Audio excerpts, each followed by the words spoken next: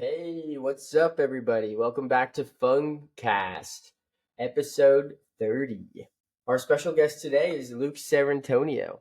Many of you know him, and if you don't, he's a mycology consultant, foraging guide, freaking all around, just great mycologist. If you haven't checked out his page, you should do that. Thanks for coming on the cast today, brother. Thanks so much, Jason. Thanks for having me. Glad we could finally make it work. See, both of our Yeah. schedules are all over the place, so we do our best. It's hard. I feel like with life and just everything going on, matching schedules sometimes, that's the biggest challenge, right? Not to talk. Seriously. So I mean, now that I got you here, what's going on, bud? Million things. Right now, we're in the middle of inoculation season for our log yard.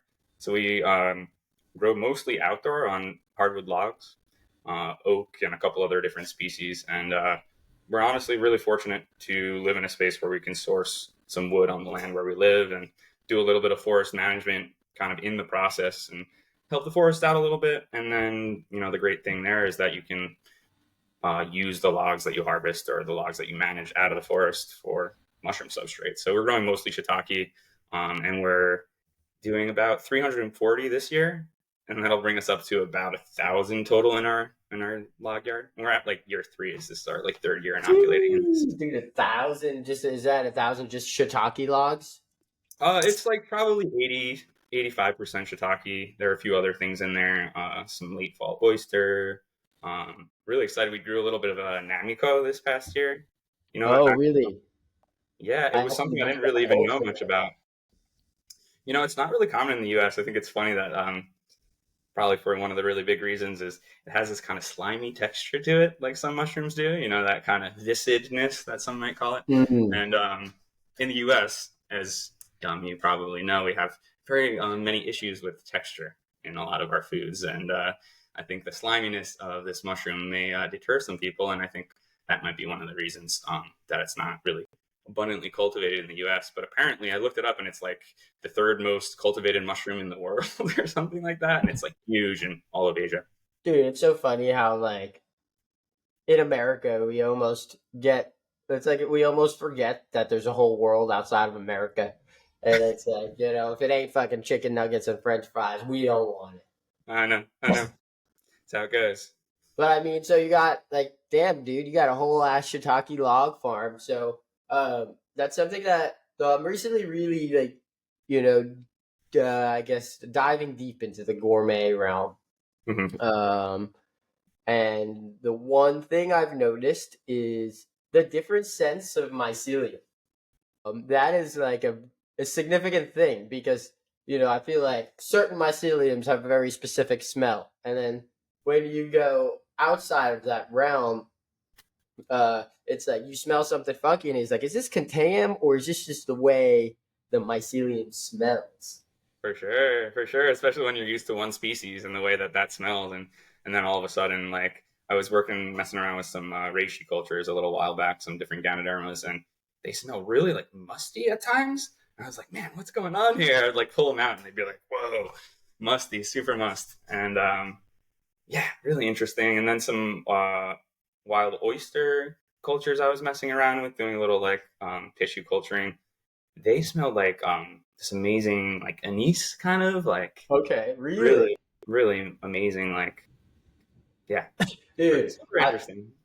I had some oysters fruiting in my little tent setup I got going on. And I brought my friend over. We were just checking out the oysters and opened up the tent. And he was like, dude, are oysters called oysters because they smell like oysters? Because this tent now smells like, like a bait shop. And I was like, you just blew my mind. Yeah, because it kind of does almost have a fishy scent when it was, at least maybe in my conditions. Mm-hmm. Um, Mm-hmm. yeah, absolutely. You just started off the podcast with scents, guys. I think also it's really fascinating how much variation there is within, we're also unique individuals. There's so much variation between all of us in terms of what we can smell and what we can't smell and what we can taste. And like, in some cases, certain people taste a bitter mushroom and it's so bitter to them. There's some bitter boletes that are, they're so intense. But apparently, some people, there's a certain percentage of people that don't even get the bitterness at all, and they can actually eat them. I'm like, what? Very interesting. Yeah, going on the Bolete filter, I think that website's super dope. Too bad. Like I will say, one thing that happens is I lose service and usually lose service with my foraging spots, so I have to like preload like 300 pictures and then just kind of like zoom it in. But Mm-hmm. I noticed that like in some of the mushrooms, when they say it's bitter, it's like yeah, some people think some people taste the bitterness, some people don't. Mm-hmm. That's like an interesting topic that you brought up. I did want to I mentioned the start of this whole thing because of the logs, dude. So it's like that's something I've always been interested in. Is that like just a continuous thing when you knock up the log? Like how is it just gonna fruit until it's basically composted itself? It really depends on the fungus and how much it can utilize within each log. Um, but I mean, once we inoculate, so we typically, our process is we like to harvest our logs in the winter when the trees are in dormancy, so there's not a huge amount of activity going on. And then just around now, as things start to warm up, we do our inoculations. And then they sit for 6 to 12 months before they'll do any fruiting at all, which in comparison to indoor cultivation, as you know, is very different. Oh Yeah, yeah. like how fast can you get fruiting in indoor cultivation, Jason?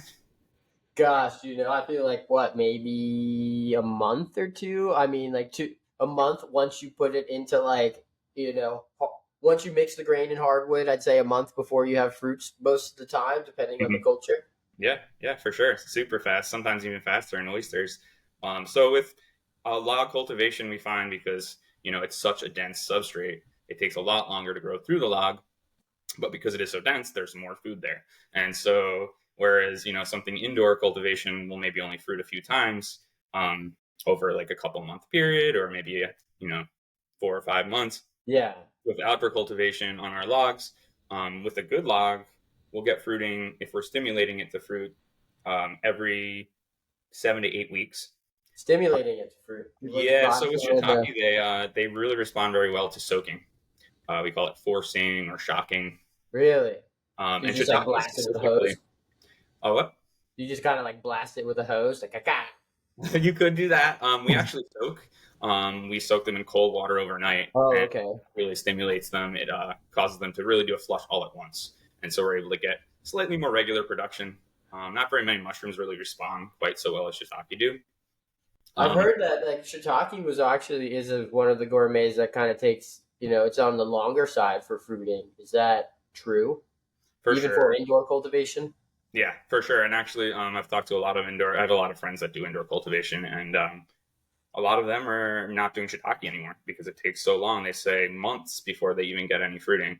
And Yeah, I mean, I've had some friends who were like, dude, I got this block colonizing for like 3.5 months. I hasn't even started pinning, yeah, and that's like the enigma of freaking gourmets. I know, and it's hard to put that on your shelf when and take up shelf space when you can do like oysters in a month or less. And So I mean, in the sense of like, I feel also in that like there's the people who are doing it have already done it, as like you are proof of that, right? It's that I got almost a freaking 1,000 logs of just shiitake, so mhm. it's like so one guy with like even say you have a warehouse of shiitake logs, it's like you're at it's fine wine, baby. That's right. That's right. And then also, so once they're inoculated and they start fruiting after 6 to 12 months, we can get 5 years, 7 years in some cases of fruiting off of one lot, which is honestly the investment is a lot.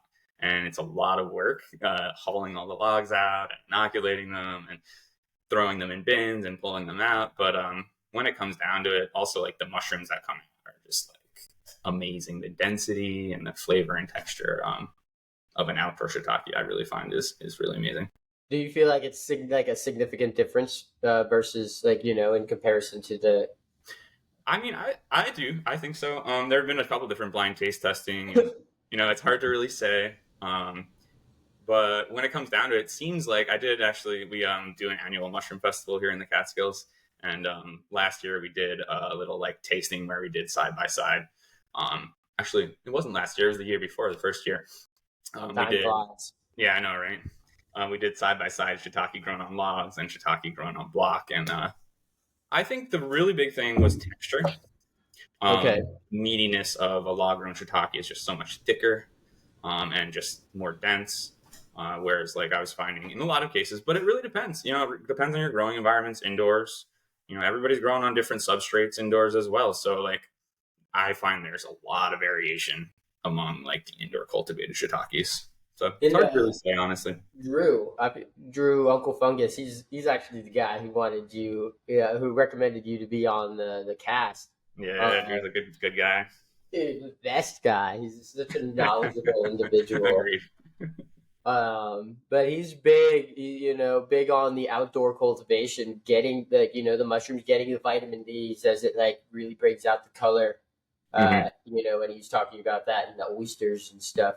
Um, Yeah, like so testable levels of vitamin D that are higher with natural exposure to sunlight, and with so many different mushrooms, but shiitake especially, really. Uh, and even if you dry them, you can dry them with their gills upwards in the sun. If you're able to do that, they actually boost their vitamin. They convert absorb a into little more. yeah, it's pretty amazing.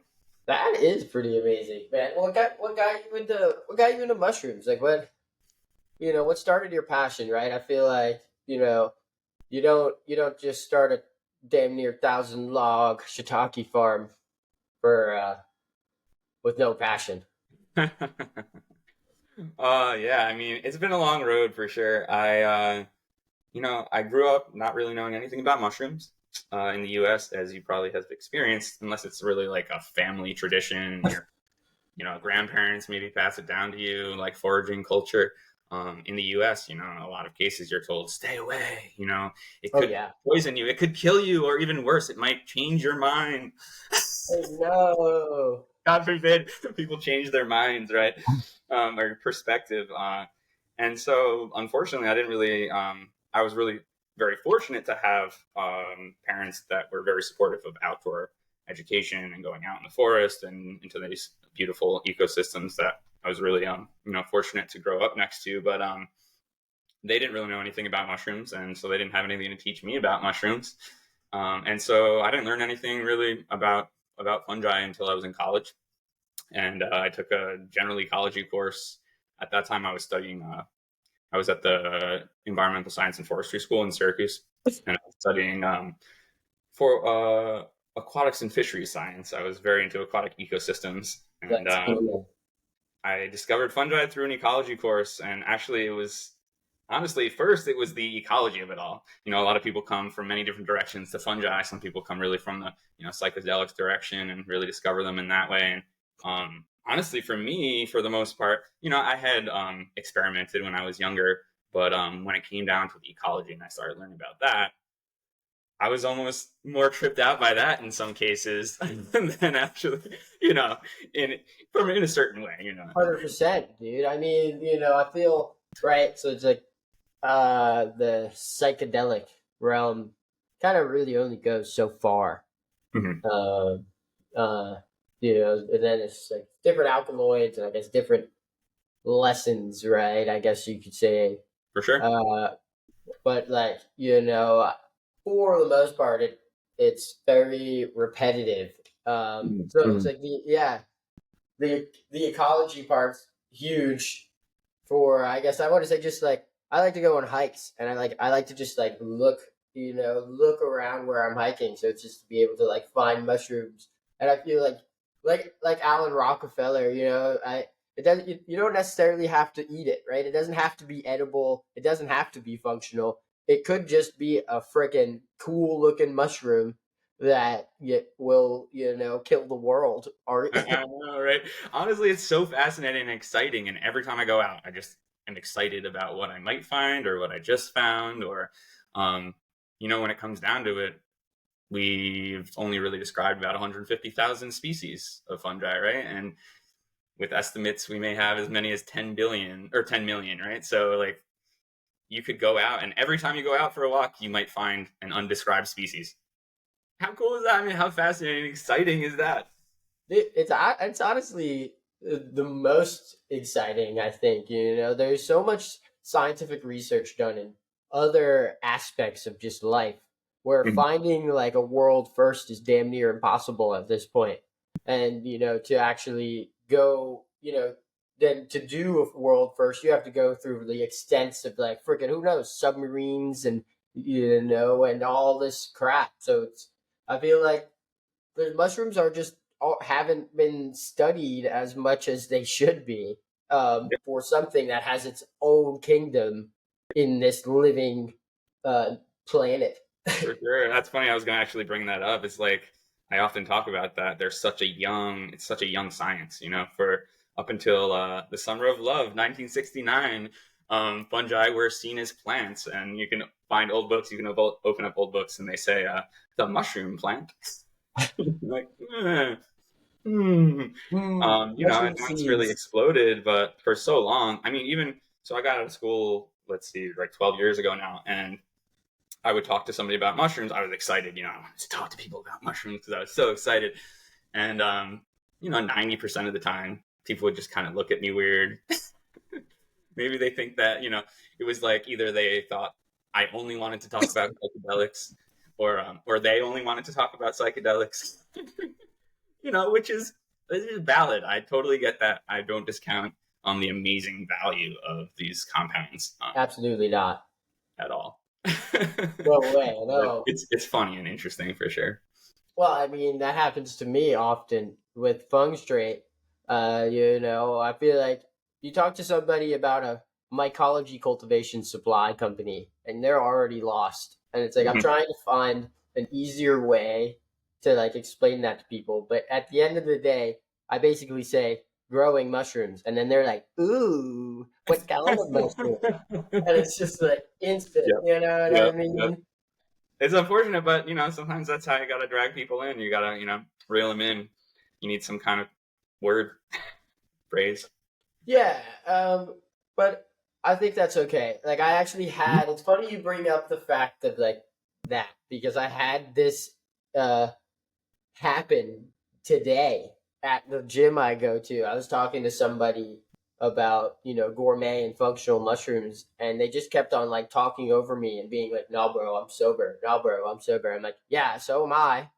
I'm talking to you about gourmet and functional, and they're like, yeah, I know they taste like shit. I'm like, I don't know what I have to say. So I like spoke to this person for like 10 minutes, and then Yep. I was finally like, dude, non psychedelic. I'm talking to you about like freaking cordyceps. I'm talking to you about reishi. These all have like super great like health benefits. And he's like, oh, I was like, yeah. If you would have let me speak for 5 seconds, you would have understood that I'm not talking to you about tripping your face off, bub. Oh, for sure, for sure. But we have this like brick wall up, or a lot of people do, and I think, it's the society that we live in, the way that we're treated, and the way that we're told, and told to stay away from things, and that it could be dangerous, and Yeah, like don't touch it, don't eat it, and the only mushroom that exists is white button mushrooms. Or let's go. yeah, they're Yeah, fascinating. White button gigantus, mushrooms. spice. I suppose. Yeah, so that's really fascinating. The whole like mating types thing. So like fungi have almost like sexes, but many of them. Bispores is like it's a simple one. It has two mating types, right? And then you have like what's the schizophylum commune is like 27,000 different mating types is what they say. So it's like Really? 27,000 different. It's almost like having 27,000 different sexes, and then they can all come together and make brand new things. Um, so if you think about the like advantageous ability within the environment, the adaptability within the environment, it's kind of nuts. Yeah, it is cool. And I feel like these are like, 27,000. I feel like a lot of them were pretty much like the same thing. I'm kind of just talking out of my ass, but it's like I wouldn't say necessarily a significant difference between all mushrooms, but some of them are, uniquely different in their own way. Oh, for Uh, sure. when I'm talking to people about foraging, for instance, they're like, "How do you know?" And it's just like some mushrooms. It's like if you see it, it's that. Hmm. You know, for the most part. And you Uh, don't always know. Yeah, it's like the Heraceium varieties, like or I think I pronounced that right. I'm not necessarily a scientist, but the lion's mane, Mm, like or the coral's tooth, or the bear's head, and they're pretty much the same thing. As far as like how they look, mhm. uh, growing in the wild, I'd say, right? There's not much, but then you have like false, then you have like the jack o' lantern, which is like similar to a chanterelle if you don't necessarily know what you're looking at, For sure. um, except jack o' lanterns glow in the dark and have gills. But Yeah, I say that like it's so simple, but but what no. the general public doesn't necessarily know that. And I didn't know that either. I didn't know shit about mushrooms. All I knew was my dad put mushrooms in basically everything that he cooked, and it Yep, was just white buttons. yep. Yeah, actually, it's funny you should bring up the jack o' lantern I had. You know, I would have never thought that they would look that similar necessarily. But I'm very much into fungi, and I had a coworker come to me. Let's see, a year or two back, and she didn't know that I was into fungi beforehand. But then she found out, and she came to me and she said, "I have to tell you, I was camping just recently, a couple weeks ago, and she said, and we ate jack o' lantern." I said, what happened?" And she said that, and this is, this is something that can happen and really common. She said they found it. It was a big mushroom. It looks like a huge chanterelle, kind of. Yeah. And it's exciting when it's huge. And they actually smell really good. um, Not really like chanterelle, but different. And so they were excited. And her and her husband hates mushrooms, or, hates mushrooms and would refuse, to eat them even if they were good. And she was like, "I want to eat them." And he was like, "Oh, my dad knows a little bit. We can text him a photo." They text his dad a photo, and the dad says, "Oh yeah, it's chanterelles. You're fine." And they ate them, and he didn't because he hates mushrooms. And she ate them, and then she taunted him about how delicious they were. Oh Terrible. no. I feel bad laughing about it, but like, she taunted him, and then a couple hours later, she had, deathly feeling. She didn't die, but she maybe felt like she was gonna die. It's really interesting, some of these compounds and toxins. Yeah, dude. I mean, it's funny, right? You gotta laugh about things like that after the fact. Mhm. During you're a dickhead. Afterwards, it's funny. That's just the way. That's the Well way put, it well works. put. I had a friend recently tell me that him and his girlfriend at the time were like in like an Arctic place, or like a cold, super cold place, and they were like, we found like a super small mushroom. And we were like, well, we ate a little bit of it, and I was like, dude, that is so dangerous. I was Yeah. like, imagine like the worst thing you've ever done as far as danger, and then just skip that to the list. He's like, we know what we were doing, and I was like, did you though? Did you? I was like, That's because yeah, that's scary, man. I was Why don't like you that. shouldn't- Dude, I was like, no, sorry. That blew my mind. I was like, all right. I sat him down for like 15 minutes, and I was like, just let me, you could have died, Yeah, let's talk about amatoxins, man. Some funky stuff. right? Yeah. Do you know about that whole, like, there's that latency, or like they call it this what, honeymoon period with amatoxins? Or isn't it like sometimes where it's like a week, or like a couple of weeks before it really starts to like With hurt most you? fungi, I think it can be a little bit longer. Typically it's like 24 to 48 before you actually start getting really sick. Sometimes you'll get, with amatoxins, like the really toxic ones, you'll have a sickness, and then you'll get better. And it's this, like, they call it like this honeymoon period, to where you feel okay, but it's like your liver is basically shutting down. Your internal organs are freaking Right. the Well, amatoxin, basically the amatoxins, the it doesn't amanitas. really even destroy your liver. It's really interesting. It shuts down protein synthesis, which is like totally scary and crazy. And Protein synthesis, protein synthesis. protein synthesis. Yeah. Sorry. So like basically your liver can't produce proteins anymore, and so in a lot of cases people will need a liver transplant in order to even survive. Um, That's terrifying. Yeah, totally terrifying. I had a professor when I was in school that was a consultant for all of New York State, and he would travel around sometimes when people would eat mushrooms and come into a hospital, and he'd have to go to the hospital and look, and then he'd have to like tell people like, you might die because you ate this mushroom, and it's kind of nuts, like the heaviness of that, man. I can't even imagine having to do that. And I just want to say, full disclosure, everybody listening, don't freaking eat mushrooms if you don't know what it is. For you, for safety of you and anybody that you're with, because it can be as easy as thinking it's something it's not, and next thing you know, you're talking to that doctor. Yep, yep. And honestly, yeah, we often like to use the phrase "if in doubt, toss it out." If in doubt, toss it out. It's not worth it. If you're not 100% sure about it, why do No, you taste it? I there's think like humans people, really like to taste things. dude. I mean, I guess like so. There's a lot of information out there, and there's a lot of people who tell people things they shouldn't be telling people. And I think like do right. So it's like from what I hear, you could technically taste test anything as long as you don't digest what you're eating. Hmm. But that doesn't necessarily mean that anybody should go out there and put a mushroom in their mouth and then spit it out and say Death Cap tastes like cotton candy. Yeah, Yeah, yeah. Actually, I know a couple of mycologists that did that once, and I was like, really, dude? Like big mycologists. I won't name them. I think one of them you may same, have already named. same. I for sure. That's. I feel like if anything, that's like the only person who's qualified enough to do that, Mhm, and mhm. that's that's like one person out of the whole community that I'd be like, all right, this Right? he can fucking he knows what it is. He knows Yeah. It was like just a story I heard. It wasn't from, but yeah, pretty interesting. totally interesting, and I feel like that's the part of mycology that I will never deep dive into. I will totally read the iNaturalist articles for the taste of those. Yeah, I feel you on that. Well, I mean, when you're not doing mycology, man, what do you like to do for the Ooh. life?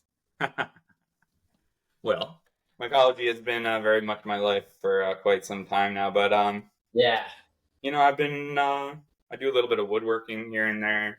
So I have a line of functional mushroom products, just a small line of mostly tinctures. I make reishi, lion's mane, cordyceps. Most of the typical ones. yeah. I'm working on a couple other ones. We grow elderberry on the farm here. So the name of our farm is Eat Flowers Farm. My partner started a bunch of years back now, and so I've been working with her to help her establish the mushroom farm here. And so I do a little bit of woodworking here and there to kind of make displays for my different kind of products and things like that. That's And cool. yeah, I've done a lot of different, mostly renovation construction when it comes to woodworking in the past, and it's not quite as fun. But I feel honestly really fortunate to be where I'm at and in a space where I actually have the space to be able to work on wood projects and yeah, Yeah, dude. I haven't And I really mean, had are that much you space in the getting past. all the wood that you get, or is that from like the logging kind of stuff that you're doing to get the shiitakes too? So it's kind of Yeah, so I am using some wood from that. My neighbor actually next door milled a bunch of wood a couple years back. He milled some really amazing red oak that I've been working with. He just gave a bunch of it to me. Right now, we still haven't milled any of the things that we're working with, but we have a bunch of trunks that are like really nice white oak sections that we'll be milling up. ooh, you know what I So mean? yeah, People it's come that exciting for like, sure, and you just got to find the time to do building projects. God, I hear that. Finding the time to be doing anything. I don't, look at my hair. I feel like that's I feel like mine's a little bit like that too. Mine's a little bit like that. But yeah, honestly, if I can find time, I like to mountain bike too. But yeah, I haven't been able to find as much time for that either anymore. I feel better when I exercise, though. I have to say. exercise, man. So great. I've been obsessively exercising. Stopped drinking in the beginning of this year. Nice. Went, California sober. And I put a lot of I've been putting a lot of time into going to the gym. Just I think even if I'm not feeling it, I go and I'll do like just a couple sets, and I think anything is better than nothing in that Yeah. sense. Yeah, honestly, just moving the body, I really find that when I move my body, my brain works so much better. And Same. sometimes if I can It's focus like, on things, and my brain can focus on other things. yeah, I mean, I don't know about you, but my brain's always focusing on other things. I, Oh my god. Yeah. freaking, all over the place, trying to do all the things at once. Mhm. I got one of the questions I ask people. Well, I've been asking people. It's a pretty serious question. A lot of people are, they have trouble answering it. Um, I was wondering what your favorite flavor of ice cream is. Oh, ooh, that's a tough one.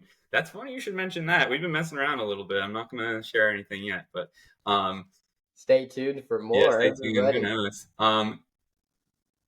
Favorite flavor of ice cream. I've always been a vanilla person when it comes down to it. If I had to choose, it's like straight up. You can add other things in, but I think when it comes down to it, I'm a vanilla purist. Hey, that's fair. I mean, vanilla's, I feel like the base for everything. Right? Or You can always add other things in if you want to. You can't take things away. kind of similar to mushrooms. You can't untake Yeah, that's true. them. Very true. Very true. Um, but yeah, also like honestly, the mountain biking has really been great because I've been able to get to places that I might not be able to get to in a half a day. So, for instance, somewhere that's way far out that I want to forage at, a place that I've been to maybe that would take me a whole day typically to get out there, and I don't have a whole day these days. There's like, when do you even have a whole day anymore? Do you ever have a whole day anymore, Jason? I don't even know what a whole day is. It's a whole day. I feel like I know. So honestly, I call it a cycle assisted foraging. So it's great to be Dude. able to get out there and be able to get out to the place that you need to get to, and then bike back. And I found some of the biggest fruitings just on like regular mountain bike rides. I saw a huge chicken of the woods a couple years ago. It was like I was riding behind my buddy, and I saw it and flipped out. He thought I had fallen off my bike, and then he realized he's like, "Oh yeah, Luke flips out about mushrooms all the time on the trail." And so it was chicken in the woods, all the way from the ground to like 2 feet above my head, all Oh, the way around this huge oak tree, red oak tree. And then in the backside, there was this cavity underneath the tree where it rotted out. And there was these like almost leucistic, like very low pigment in the darkness of this cavity, chicken of the woods as mm. well. Dude, Totally. it's funny you bring up the leucistic, leucism. I think. Yeah. So I've noticed that like gourmet and functional mushrooms, they don't have like the uh morphologies, so to speak. I guess as much as like maybe you see everybody growing cubes and they got albinos, they got leucistics, they got freaking everything of everything, Hmm. and like I've never seen an albino ganoderma or like an albino other than I've seen the albino cordyceps from terrestrial fungi, Mm. but other than that, it just seems like it's not nearly as common. Yeah, it's interesting. I think a lot of these things are recessive. And so, in a lot of cases, if you're not doing a lot of culture work or breeding, or, there's so much culture work and breeding that happens within that world of, the cubes and things like that, maybe more of those things start to pop up when you do more and more and more work because they're so recessive, like Ryan Paul Gates with terrestrial fungi. He's done so much work and so much crossing and culturing and crossing and breeding. Some of that it seems like maybe he's found, because I don't think he ever found a pure white strain in the wild, did he? Do you know? I think he bred that. I'm pretty I sure don't it was know. bred, and the variegated one, which is like I think those were bred as well. So I don't know. I'm curious, but I think that maybe some of it has to do with that. Is like the recessive genes that eventually come out as you breed and you breed and you breed. That makes so much sense, because especially if you find a mushroom in the wild, most, likely it's not going to be recessive genes that thrive. It's going to be the Right. dominant ones that can fight um, the freaking whatever, Hmm. the earth. Compete. Yeah, for sure, for sure. Oh yeah, that reminds me back to the like whole fungi competing and living in substrates, and like you were asking previously, if we end up with like compost at the end after we do our shiitake logs, and they end up, they fruit for many years. So you do end up with a log that's pretty decomposed, and you can break it down a little more. But in a lot of cases, like within natural ecosystems, you have these kind of successional stages. Different fungi come in, and you probably know a little bit about this, but like they're all producing different extracellular enzymes, out of their cells, that they're releasing this extracellular enzymes and breaking things down and absorbing it all back in again. And so different fungi are able to produce different enzymes depending on their like genes, and what they turn on, and depending on what substrate they're on. And so sometimes I like to think of it almost like a dinner party or like a potluck party where like, certain fungi, they show up first, the person that always shows up first at the party, and, they eat what they like to eat, and they're like, this food is great. And then they're like, yeah, I don't really like anything else on the table. But then the next fungus comes around and it's like, hey man, you left this stuff behind. This is great. I love this. Is my favorite food, So, and then you get down and down and down, and at the end, you end up with soil. But it's kind of like I like to think of it in cool. that kind of analogy. Is like, I like that analogy so much. It's like that almost led. Sorry to interrupt you, but that led to like the next question of like, do you think that mushrooms, or I guess we'll not say mushrooms, we'll say mycelium. Do you think mycelium leaves the log, or do you think it's just like multiple myceliums in the same log, and then some are just not fruiting? Like say the oyster fruits first, and then then freaking something else comes in. Is that all in the same log, just chilling? mm-hmm. Or is that like, all right, see you later, going to the that's a good question. other one? That's a really good question. I think for a while, as things transition, I think they're passing things, or they're hanging out next to each other in a lot of cases, as like one runs out of food and starts to die. But I think probably over time, then they might even start colonizing and feeding off of each other eventually. But that's a really good question. Honestly, I can't really say anything definitively, and puts me in a position to go down a rabbit hole, Jason. Gosh, this is what it's about. I think like the unplanned, just the conversation. Full disclosure, everybody, Luke and I, first time meeting. We've been pretty much chatting the past couple of weeks, but our conversations have been, hey, you ready? It's like, oh, not yet. And it's like somebody's like, hey, you ready? And like, oh shit, I'm doing something. So, yeah, thanks for bearing with me, man. I was afraid you might be like, oh, I don't know about this guy. No. I totally understand, especially in this time, with like taxes and all that stuff, and you gotta, just whatever life. We all gotta deal with things. Yep. For sure. Get to it when you get to it. And I think that, when we finally get to it like we are now, it's just naturally flowing. Yeah, for sure. And you said you started Feng Straight up in Yonkers here, right? I'm in the Catskill region, so I'm just a little north of it. Dude. That's funny that you just like read my mind. I was honestly thinking in my brain, because like as we're going through the conversation, I try to like store shit so I can like, and then sometimes I forgot. And that was one of the things that I was like, what did I forget? But yeah, started it in Yonkers, dude, 1-bedroom apartment. Nice. And it was like an attic apartment. So if I sat down too fast in my living room, I'd hit my head on the ceiling. Dude, I know that. I lived in a bedroom like that when I grew up at my parents' house.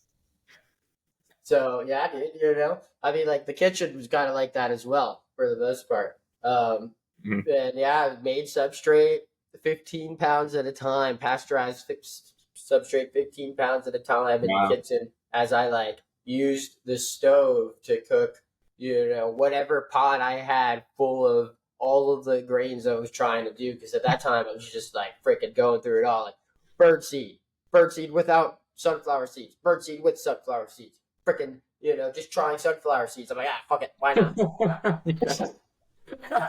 That's great. And what are you cooking right now? What's your batches size?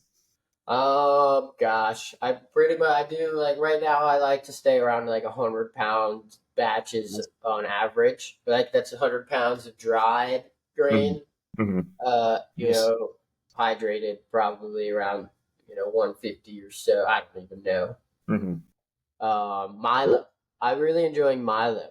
Really, And I've heard people say a lot of good things about Milo. it's forgiving. You know, it's a really hard grain at the end of the day. Uh, so like I feel like overcooking it is not nearly as hard as something you would do. Like I feel like with wheat berries or oats, if you overcook those things, it just becomes like just a mess.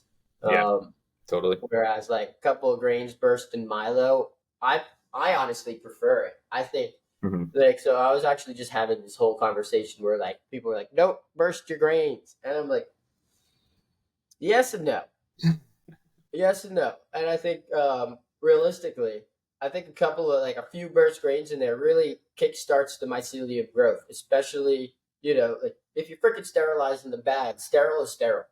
Right. Like, so as long as there's not like a soup and a mush in the bag, you'll see that culture's really.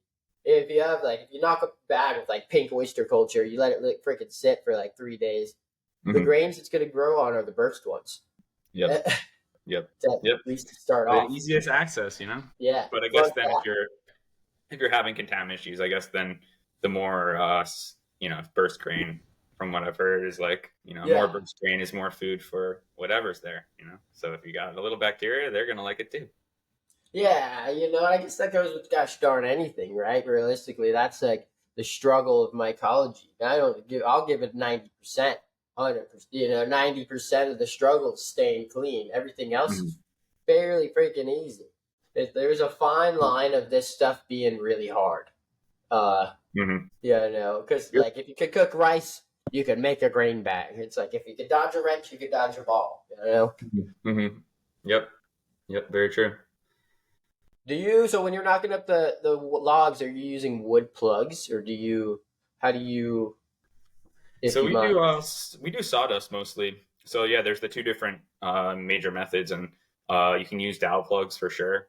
It's a little bit faster. It's a little bit easier, especially if you need less tools for that. You just drill the hole and you tap them in with a mallet and you just wax them. For the sawdust, you need like just one extra tool. Really, it's just this pipe.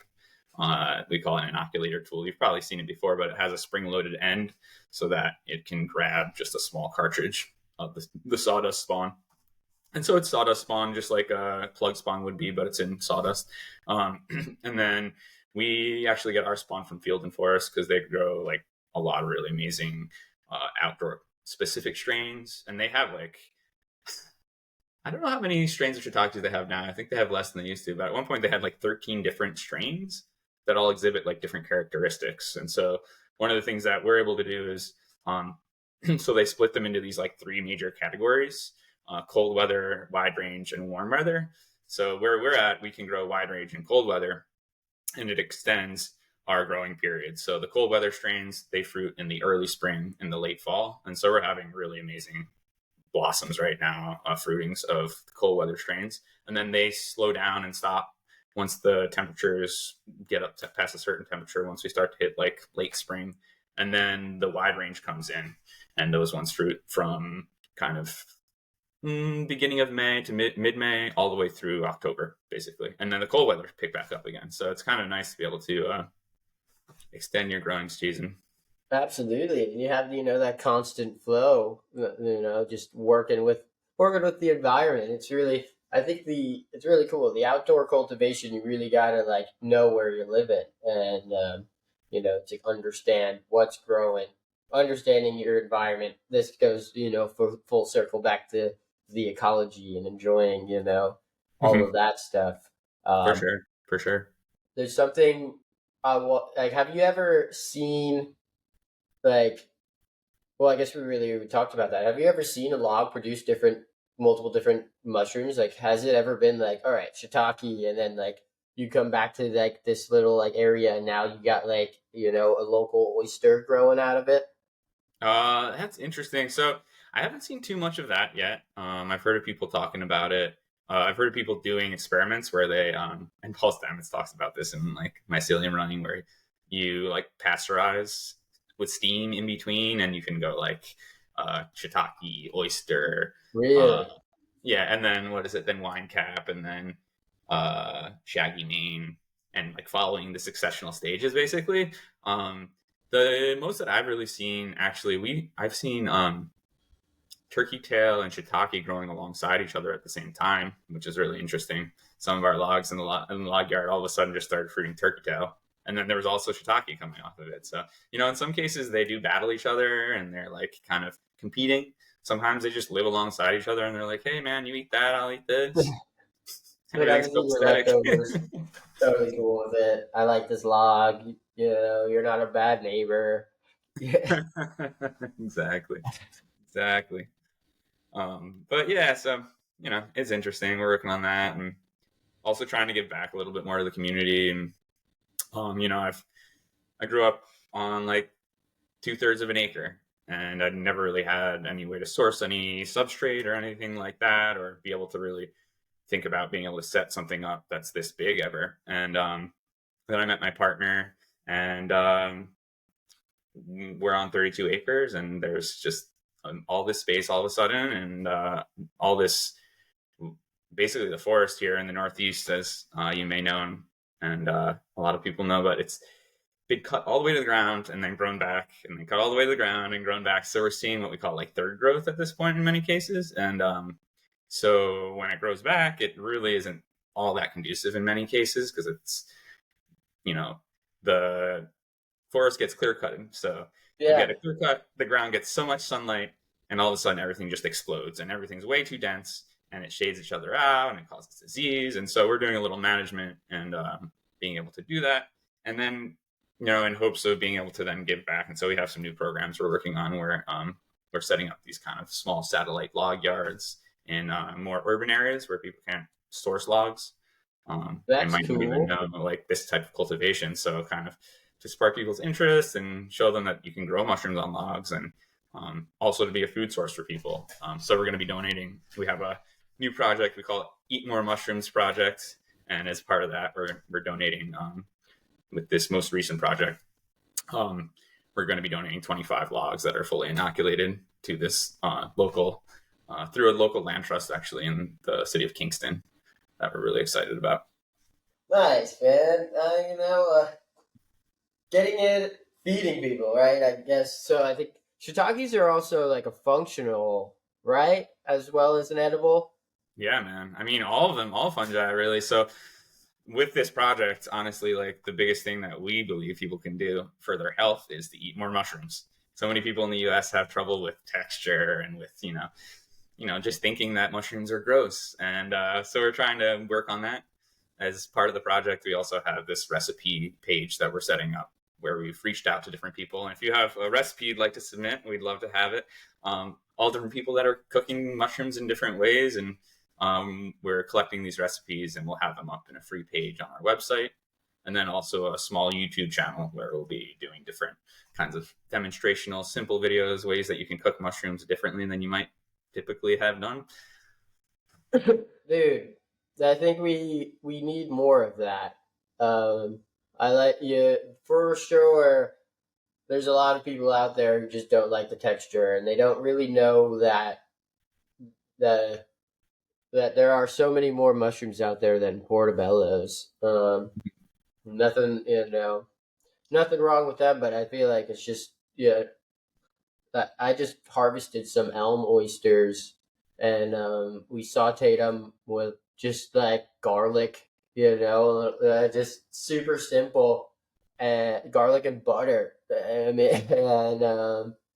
and they were so good. And it's like I'm not gonna front, and I'm not gonna lie. I definitely wasn't the biggest fan of mushrooms growing up because I it was just was, gonna say, like I'll be the first person to say that like I despised him at times, same.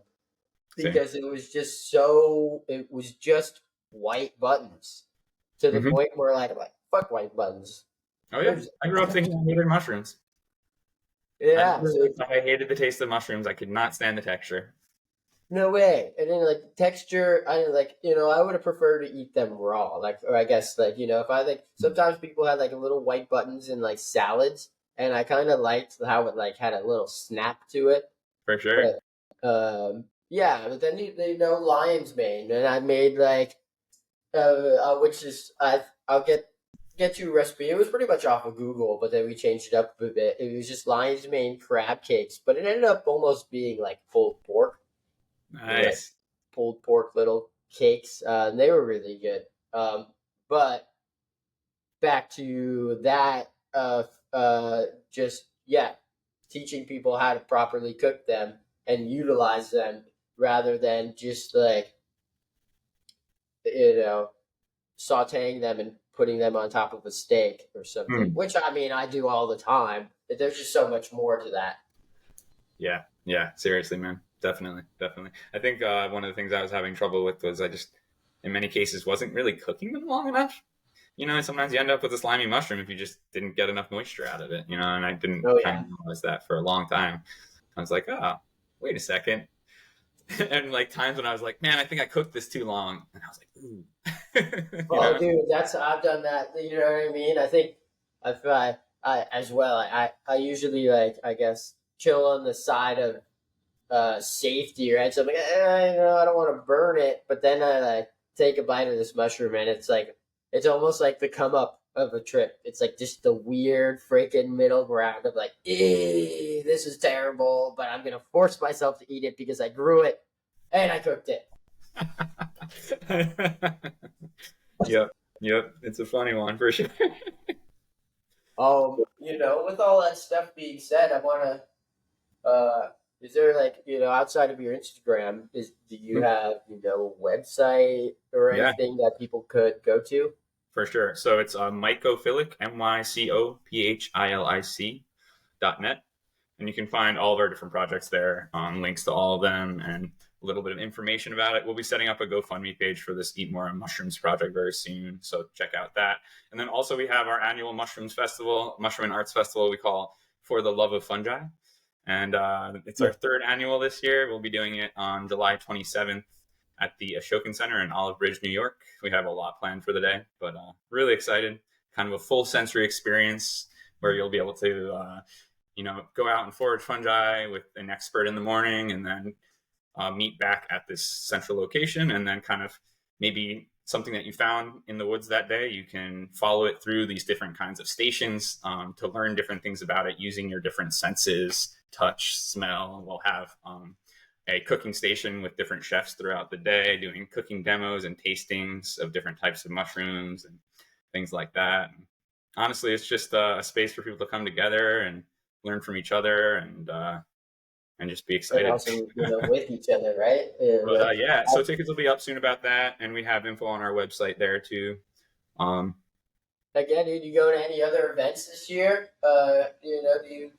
oh yeah, definitely, man, definitely. So MycoFest, as always, that was one of the real big ones that inspired me to create the event that we do now annually, and the New Moon Mycological Summit, which actually this year they're not doing an annual event, but they're doing small pop-ups. I'm also planning on going to NAMA, I think, this year, which is all the way out in Washington, the North American Mycological Association. But yeah, I like to go and present or lead forays and things like that. Sometimes I'll choose a topic that's just like something that I don't really know that much about yet, something that I want to know more about within fungi, and like I'll force myself to like learn it really, really in depth. So like Yeah. last year, was it last year or the year before? No, it was last year. It was the topic was phototropism, geotropism, and what the heck is a Spitzenkorper? What Which is is a like Spitzenkorper? the Spitzenkorper is like the tip of the hyphae. That's actually like really intelligent, it seems, and really super complex. All these organelles going on, and it can really help with like navigation, and it determines which direction of growth. And they're finding like if, for instance, it hits something like a rock that it wants to go around, it's able to. A lot of mycelium or hyphae are able to do this thing where they go around, but they know exactly what direction they were going in beforehand.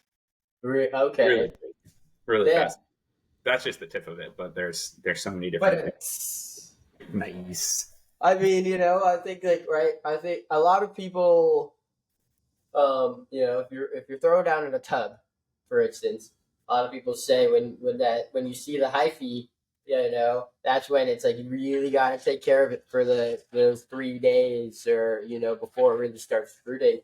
and the fact that you just explained the Spitzenkorper and how complex it is as an organism, that makes total sense as to like even more sense now as to like why those couple of days when it's forming you should really optimize your conditions the best you can. For sure. Yeah, that totally makes sense. Hell yeah, man. Freaking hey, dude, we're learning stuff in this conversation. Holy crap. We try. Constantly learning, man. Constantly. I think it's interesting when people call themselves experts, like, Yeah. kind of this, like, you're cutting yourself off. You call yourself an expert and, you have nothing left to learn. I think, we're constantly learning. And so, Well, I actually, I ruffled some feathers because I made a post recently where I said that, like, basically there's a lot of people out there, teaching people how to grow mushrooms, but they don't even freaking grow mushrooms themselves or haven't cultivated in a few years. And it's like, doctors aren't even, they're not expert doctors. It's not like a professional doctor. They're called practicing doctors because they have to continue to practice their craft. right. So it's like when somebody exactly tells me, oh, well, I'm an expert at this, it's like, I've been in this field long enough and I know, who the experts are. And it's like, you just asked me what temperature to pour agar dishes at. I think, the experts are the people that don't call themselves experts. The experts are the people that other people call experts, I think that's Like what it is. yourself. Yeah. Hey man, if Uncle Fungus has like that guy's like my like the gourmet and functional guru. Yeah. Drew is crushing it, man. I'm excited. Actually, I'll be at his Morel Festival coming up soon. Catch me there if anybody's going out there. That's I think the 27th and 28th in Yeah, it should be like what? It's like in like 10 days. Yeah, man. 11 days. Crazy. The weekend after next. Coming up fast. I'm I'll going be to there the vending and doing some different things. What'd you say? Ovid one. Sorry, I'm going to the Ovoid the one. Oh yeah. Oh Man, yeah. Ovoid World. It is that time, isn't it? I didn't even think about it. We don't get much ovoid up where we are actually. We're just starting to see them a little bit more. It seems like maybe with climate change. But as soon as you get down there, just a little bit south of us, it seems like they just explode. I've never, seen any of that. Like wood lovers. When I was living in Yonkers, people would be fucking, posting in all the groups of like, going down the Peachkill Highway or whatever, and I passed just a wood pile and found like 30 pounds of ovoids, and I'm like, how are you finding all this? I actively searched for this shit, and I've never even seen it. Ah, man. You find it when you're not looking.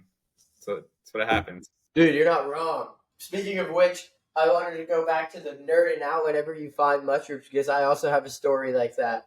Brought a friend over to a spot of mine, and like that I had no idea. It's just kind of by like the beach, a little secret spot. I had no idea any mushrooms are growing, and I like walk in, and I just like look in the ground, and there's just orange everywhere, and I was like, no fucking way.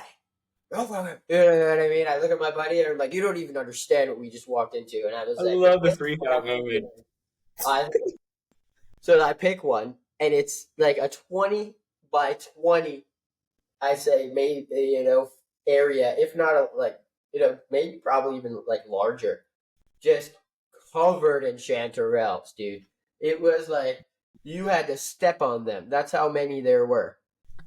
And he was like, what? And I'm like, dude, you're vegan. I was like, this is like creme de la creme for you. Yeah, man. Seriously. That's funny, man. That was like right off the edge of the beach? Literally right off the edge of the beach. And like sea grapes.